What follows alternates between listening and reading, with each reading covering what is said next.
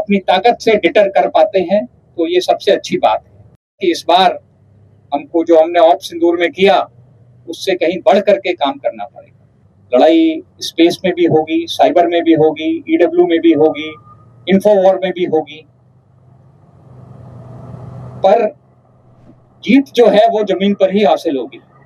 तो जब तक हम जमीन पर कब्जा नहीं करेंगे तो पाकिस्तान मानेगा नहीं कि हम जीत गए हैं।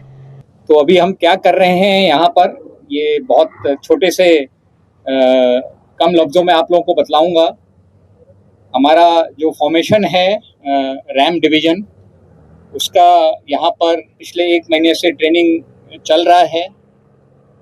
और ये डिवीजन जो हमारी वेस्टर्न कमांड की ऑफेंसिव फॉर्मेशन है खड़गा कोर, उसका एक हिस्सा है। यानी इस डिवीजन का मेन मकसद पाकिस्तान के इलाके में घुसकर वहाँ पर दुश्मन को बर्बाद कर और वहाँ पर ऑब्जेक्टिव्स पर कब्जा करना है। तो ये पूरी ट्रेनिंग और ये पूरी एक्सरसाइज उस ऑब्जेक्टिव को हासिल करने के लिए है। और जैसा कि आपने देखा कि आज की लड़ाई काफ़ी कॉम्प्लिकेटेड है।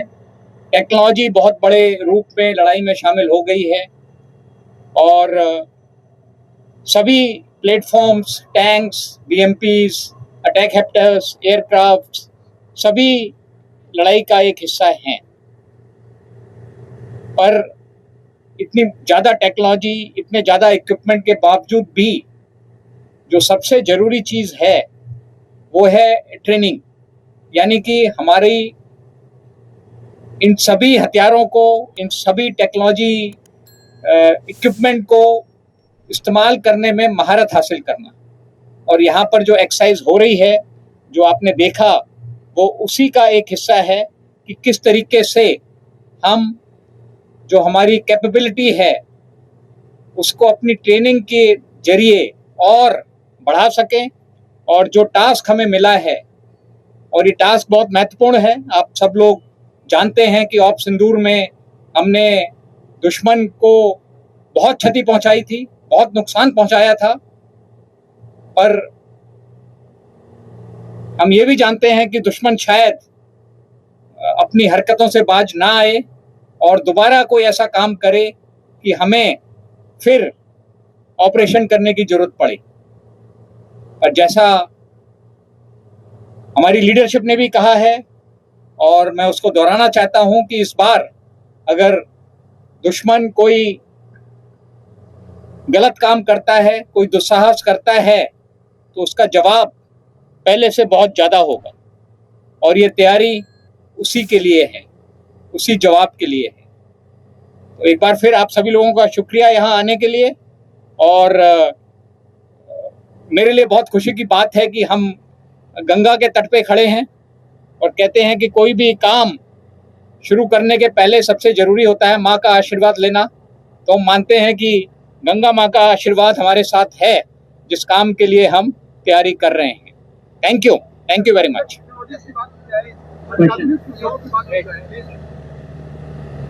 सर, गुड आफ्टरनून, मैं मनीष हूँ, इंडिया टीवी से।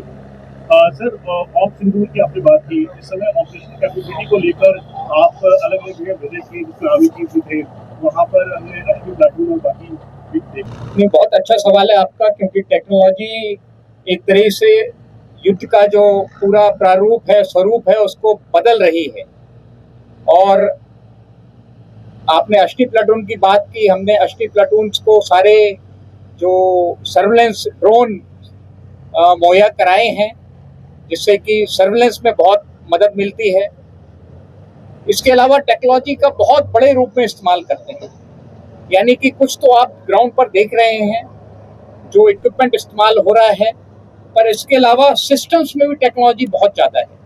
यानी कि आर्टिफिशियल इंटेलिजेंस का इस्तेमाल करके जो भी सर्विलेंस फीड आ रही हैं, उनको डिसाइफर करना कि कहाँ पर दुश्मन है ज़्यादा तादाद में, कहाँ पर हमको काम करना है। तो कुछ टेक्नोलॉजी जो ग्राउंड पर हमको नज़र आती है, पर बहुत सी टेक्नोलॉजी बैकग्राउंड में भी है जिस पर हम काम कर रहे हैं। पर इसके साथ एक चीज़ और है कि दुश्मन के पास भी टेक्नोलॉजी है। तो अभी हमें जो लड़ाई करनी है वो ये मान के चलना है कि दुश्मन के पास भी ड्रोन्स हैं, उसके पास भी इस तरह की टेक्नोलॉजी है। तो वो भी हमारी ट्रेनिंग में शामिल है कि किस तरीके से हम जो भी ऑपरेशन कर रहे हैं वो ये मान के कर रहे हैं कि दुश्मन भी हमको रात के समय में देख रहा है, दुश्मन भी हमारी लोकेशन को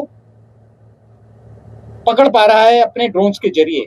तो उन सबको मद्देनजर रखते हुए किस तरीके से हम ऑपरेशन करें, ये भी हमारी ट्रेनिंग में शामिल है। यानी कि अपनी ट्रेनिंग में अपनी टेक्नोलॉजी से बेहतर काम करना और दुश्मन की टेक्नोलॉजी को किस तरीके से विफल करना है, वो भी हमारी ट्रेनिंग में शामिल है।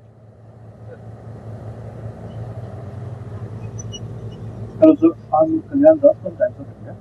Sir, as we can see, this area in which the exercise is being conducted largely depicts the riverside plain areas of Punjab. So, my first question is, what conclusions can we draw from this exercise? And supplementing that question is, could you please cite the reason behind? Okay. And supplementing that question is, could you please cite the reason behind the Western Command conducting exercise in an area falling under Central Command? अच्छा, okay. ये पहली चीज मैं आपको बतलाना चाहूंगा कि जो हम एक्सरसाइज करते हैं वो एक ऑपरेशनल टास्क को ध्यान में रखते हुए करते हैं। और हमारा जो पाकिस्तान का बॉर्डर है उसमें कई नदियां हैं, आपको ज्ञात होगा, चिनाब है ऊपर, फिर रावी है, फिर सतलज है। और अगर हमें पाकिस्तान पर ऑफेंसिव करना है तो कहीं ना कहीं रिवर क्रॉसिंग भी इन्वॉल्व होगी। तो ये ट्रेनिंग में हमारे शामिल है कि किस तरीके से हम नदी को क्रॉस करके दुश्मन के इलाके पे कब्जा कर पाएं। तो ये मान के चलिए कि जो भी हम ट्रेनिंग कर रहे हैं वो अपने ऑपरेशनल रोल के हिसाब से कर रहे हैं। अभी सेंट्रल कमांड के इलाके में आने का जरूरत इसलिए पड़ जाता है क्योंकि हमारा जो नदियां हैं वो ज़्यादातर बॉर्डर के साथ साथ हैं और ट्रेनिंग का इलाका कहीं भी हो, यानी कि महाजन का इलाका है, राजस्थान में है, पोखरण का इलाका है, तो वो किसी कमांड में हो उससे कोई अंतर नहीं पड़ता है। यानी कि हमें ये देखना है कि किस तरीके के ऑपरेशन के लिए हमें ट्रेनिंग करनी है और वैसा इलाका पूरे देश में कहीं भी हो हमें वहां जाके ट्रेनिंग करनी पड़ेगी।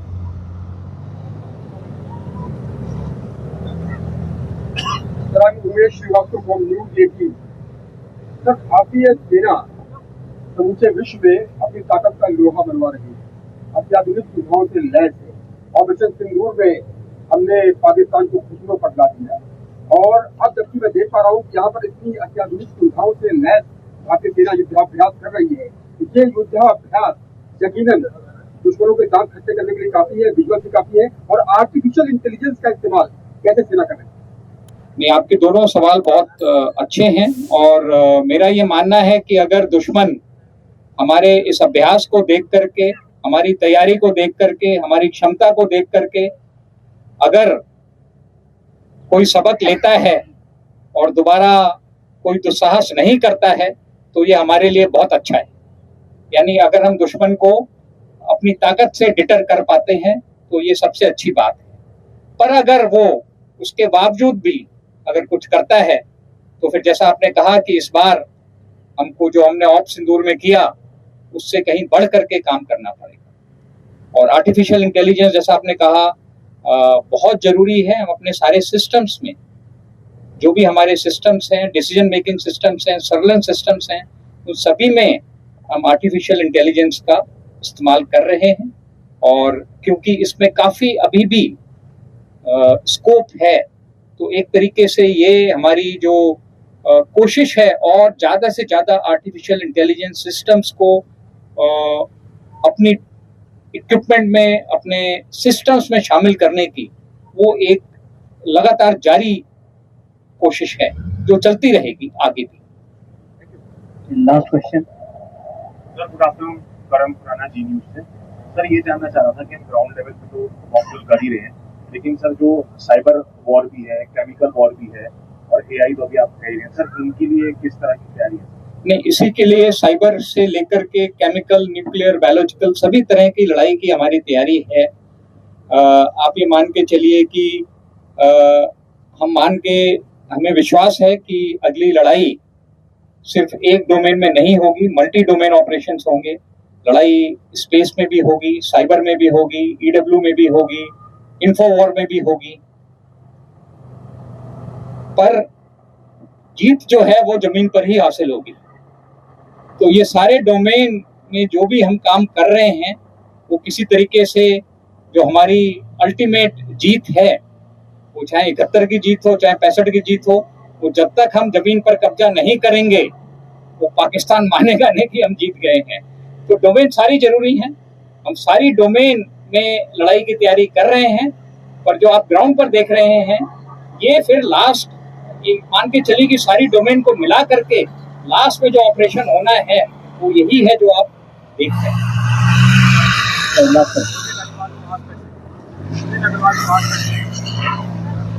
मैं जानना चाह रहा हूँ AI आने के बाद से कितने सैन्य बल शामिल हैं इस ट्रेनिंग में? मुझे जानना चाहता हूँ कि AI आने के बाद से सेना के लिए मुश्किल बढ़ी है कि आसान हुई है? ये आपका बहुत अच्छा सवाल है, क्योंकि AI, जैसा मैंने कहा कि टेक्नोलॉजी जो हम हासिल कर रहे हैं, हमें पता है कि हमारा दुश्मन भी वो टेक्नोलॉजी हासिल कर रहा है, और इसलिए जरूरी है कि जब हम टेक्नोलॉजी को अपने सिस्टम में शामिल कर रहे हैं तो हम इस चीज को भी ध्यान में रखें कि किस तरीके से दुश्मन जब इस टेक्नोलॉजी को शामिल करेगा तो हम किस तरीके से लड़ाई लड़ेंगे। पर AI आने से हमारे सिस्टम्स में बहुत सहूलियत हुई है, डिसीजन मेकिंग से लेकर के सर्विलेंस रिलेटेड जो भी सब्जेक्ट्स हैं, जो भी हमारे सिस्टम्स हैं, उसमें आर्टिफिशियल इंटेलिजेंस एक आप कहिए कि फोर्स मल्टीप्लायर है, कैटलिस्ट है, और इससे हमारी जो लड़ने की काबिलियत है उसमें इजाफा हुआ। Times of India, I hope Hindi was all right, or you want me to reply in English? No, it's all right. Yeah, okay. Sir विश्वास सर, सर जय सर। Yeah. सर मैं न्यूज़ इंडिया से हूँ sir. Sir मेरे को ये पूछना है कि जैसे कि अभी विदेशी इक्विपमेंट भी ज़्यादा इस्तेमाल हो रहे हैं, लेकिन अभी डिफेंस की जो ट्रेनिंग चल रही है इसमें जो देशी जो हमारे हिंदुस्तान के इक्विपमेंट है वो कितने कारगर साबित हो रहे हैं या कितने इस्तेमाल हो रहे हैं अभी आपकी ट्रेनिंग? नहीं, आप ये मान के चलिए कि आपने जो इक्विपमेंट यहाँ देखा है वो तकरीबन सारा इंडिजिनस ही है, और मुझे तो ये बताते हुए बहुत खुशी है कि ज़्यादातर ड्रोन्स जो आप उड़ते देख रहे हैं ये हमने अपने सेना ने अपनी वर्कशॉप में खुद बनाए हैं, यानी कि इंडिजनाइजेशन से भी हम आत्मनिर्भरता में हम एक कदम और आगे बढ़ गए हैं कि जो हमारा रिक्वायरमेंट है हम उसको खुद भी प्रोड्यूस करने में सक्षम हो रहे हैं। और ज़्यादातर जो आप हमारा इक्विपमेंट देख रहे हैं, एक तरह से सारा इक्विपमेंट जो है यहाँ पर जो हमने इस्तेमाल किया है वो स्वदेशी है, और हम पूरी तरीके से लड़ाई के लिए हम पूरी तरीके से आप मान के चलिए कि हम आत्मनिर्भर हैं।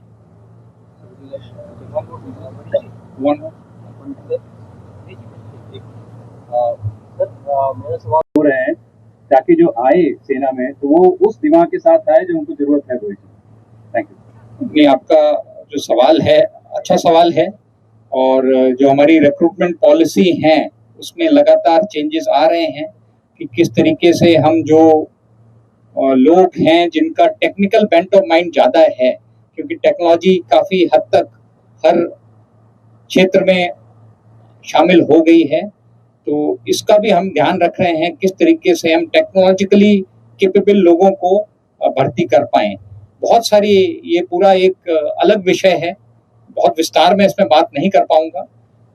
होम एंड अर्थ में भी हमने कोशिश की है कि हम टीए में, होम एंड अर्थ में भी कि हम टेक्नोलॉजिकली क्वालिफाइड लोगों को फौज में ले सकें, पर ये एक मेजर चैलेंज है, और हमारी रिक्रूटमेंट पॉलिसी में जो जरूरी बदलाव हैं इसके मद्देनजर वो किए जा रहे हैं। Sir one last question. Sir नमस्कार, मैं रोहन कुमार भगवत.com से। सर मैं आपसे ये पूछना चाहता हूँ, ऑपरेशन सिंदूर के अंदर तो महिलाओं की भागीदारी दिखी है, लेकिन ये जो आपकी एक्सरसाइज चल रही है इसमें कितनी महिलाओं की भागीदारी है? बहुत अच्छा सवाल है। अभी कई महिलाएं जो आपने नहीं देखा, क्योंकि सब लोगों को आप नहीं देख पाते हैं, और जो हमारे सपोर्ट आर्म्स हैं और लॉजिस्टिक आर्म्स हैं उसमें जो महिला ऑफिसर्स हर जगह मौजूद हैं, पर क्योंकि जो आप देख रहे हैं वो सिर्फ फाइटिंग आर्म्स का ऑपरेशन देख रहे हैं, पर महिलाओं की बहुत बड़ी भागीदारी है जहां भी वो शामिल हैं फौज में, और बहुत नंबर्स धीरे धीरे उनके बढ़ रहे हैं। धीरे धीरे उनका जो कोटा है फौज में आने का वो बढ़ रहा है, और हर ऑपरेशन में मुझे पूरा विश्वास है कि महिलाओं की और ज्यादा भागीदारी है। ऐसे ही वीडियोस के लिए लाइक करें, शेयर करें, फॉलो करें। YouTube पर जाकर सब्सक्राइब कर बेल आइकन दबाना ना भूलें, और ताजा अपडेट्स के लिए swedeshlive.com पर जरूर जाएं।